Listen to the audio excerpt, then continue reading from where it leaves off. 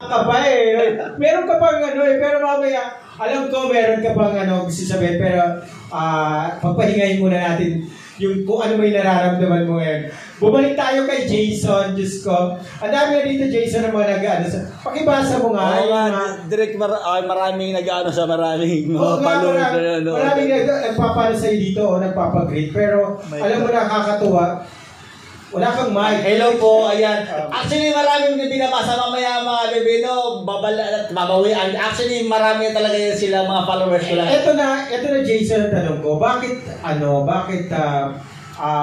yung kanina ang tanong ko, bakit ito yung pinili mong career na pwede ka naman pagpatuloy yung pagiging actor mo or pagiging kung ano man ang gusto mo, businessman or whatever. Bakit sa pagiging porn star ka napunta talaga?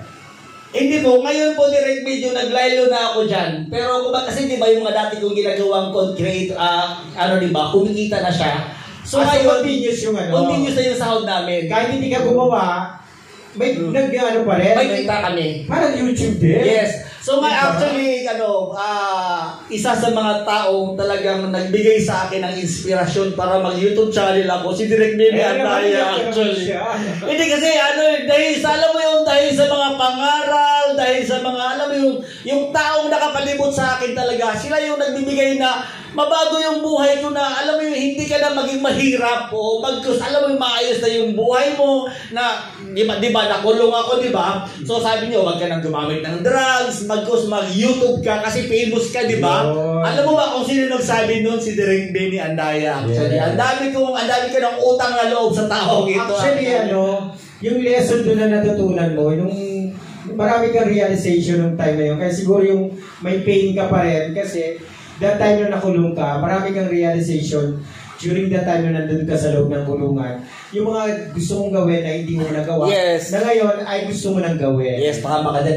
So po, marami talaga ang nag-PM sa aking altar, sa aking Facebook, sa aking YouTube kung buhay pa ba si Big Pabi. Ayan, so today po, sasabihin ko na sa inyo sa Philippine TV dahil marami na rin naman yung mga model ang naghahanap kay Big Pabi. Si Big Pabi talaga ay buhay pa talaga. So sa sobrang dami ng kanyang kaso, ayan, nagpanggap siyang patay. Ayan, si YouTube na ang mismo nagpapaano na talagang buhay pa. Pwede naman siguro kasi Jason, yung YouTube niya, ang nagmamanage ngayon, yung kapatid or kamag-anak niya. Direct. Pero under his name, again, kasi katulad nung kay Mahal, ang YouTube channel ni Mahal, ang nagmamanage pa rin yung kapatid ni Mahal. Apo. Pero direct meron talagang actually nakita ko talaga. Nakita mo siya? Yes, sa market siya direct.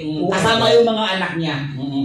Marami ng beses na buhay pa talaga. Marami nang nasasabing buhay pa. Ako sa sarili ko. Alam ko, syempre hindi lang anong dahilan bakit nagtatago siya? Di ba nga marami siyang model na di ba? Yung marami siyang, di ba yung mga scandal. Pero hindi maganda yun, yung gagawin mong patay ka na. Oo, tapos nagtanggap siyang patay. Pero buhay pa talaga siya. So, yung nasa Philippine TV tayo, actually hindi ako natatakot kasi alam ko nasa tama ako. So, maybe, panahon na para naman pagbayaran niya yung kanyang mga nagawang kasalanan. So, para ba kayong kaso kay Big Pabi? Oo naman din eh. Actually, meron ako kay Raditol po actually. Okay. Anyway, so pabayaan na lang natin siya kasi kung hindi naman niya matataguan ng batas. Yes, tama ka din. Hindi rin siya makakapunta abroad actually. Hindi niya kayang takasan ng batas, di ba? Kung meron kang atraso sa batas, hindi mo pwedeng takasan. Susundan at susundan ka niyan. Hindi mo pwedeng yan. Hindi ka pwedeng maging mas mataas pa sa batas natin. Pero, ang tanong ko sa iyo ngayon, ano ba ang naging reaksyon ng pamilya mo nung pinasok mo ang pagiging adult content creator or pagiging porn star? Well, sa totoo lang, dati talaga ayaw nila sa akin. Layo sila sa akin. Pero nung maka-earn na ako ng ₱1 million na, alam mo, marami na akong mga kapatid. Alam mo naman yung ganito eh, marami akong mga pinaparal na mga kapatid. Yung kapatid mo na Police. Oo, 3 sila. Nakano na? Nakano na.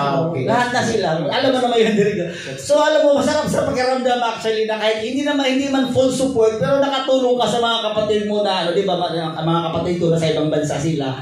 So, masarap sa pakiramdam na kahit na paano, okay na sila ngayon. So, maybe sarili ko naman yung, alam mo yung, kasi tama, kumbaga yung yung rule ko sa kanila, tapos na. Tapos na yung ano ko. Tapos Pero na yung... ang tanong, masaya ka ba sa ginagawa mo ngayon? Oo naman, masaya ako direct. Masaya dahil na ano ka, na-churba ka? Hindi or po. Paano ba? Hindi po, kasi anong satisfaction na nakukuha mo doon? Or anong feeling ang nakukuha mo? Naiinitan siya. Oo, nainitan siya. Una-una, actually, dahil nga marami akong mga beneficiary, ang mga tinutulungan sa lahat ng mga kinikita ko, mula sa subscription, mula sa mga revenue na tatanggap ko, tinulong ko din naman sa mga bata. Kaya kung makita mo direct, wala akong, alam mo yung bashing, wala. Wala akong natatanggap na bashing this year actually. Na puro na lang, maybe siguro yung mga followers ko, mga kaplastikan na lang dahil maraming mga patuloy pinamibigay. Charot lang Pero ang importante, nagsishare ka, Jason. Yeah, share the blessing. Yun naman talaga. Yun ang maganda. Kasi, di ba, hindi mo naman kailangan maging mayaman talaga para magbigay ng share. Yes, tama. Sa kaya mo lang, sa abot ng kaya mo. At tumulong talaga. Kasi doon ako sa mga bata talaga. Pag nakakita ko ng bata talaga, alam mo yung batang wala talaga. Yun talaga. Kasi naalala mo ang kabataan. Kabataan, walang-wala din naman kami. Inaamin ko naman talaga. Yung talagang walang-wala na naman talaga kami. So, ito na nga, balikan natin yung family mo. Anong sinabi ng mother mo? Anong sinabi ng... Ayaw nila sa akin, dati. Pero ngayon, okay na kami ni mama. Okay na. Basta gumawa ka na lang kabutihan sa kapwa mo.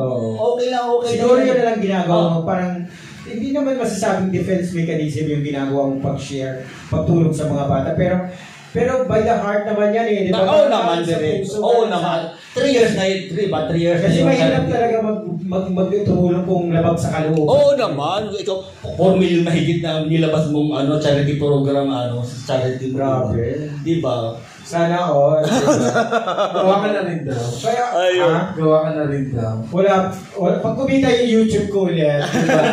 Kasi ngayon medyo mahina. 4 million daw, friend. Mahina ang ayuda ng YouTube. O kaya nagpo-focus ako sa page. Yes. Kaya Sa Facebook no, malakas din sa Facebook. Oo, diba? Maariba din. Kaso ka lang nakahold ako Kailangan ng tax. Yes, so. Anyway, ayan, si Fred Juban, kasi alam ko, busy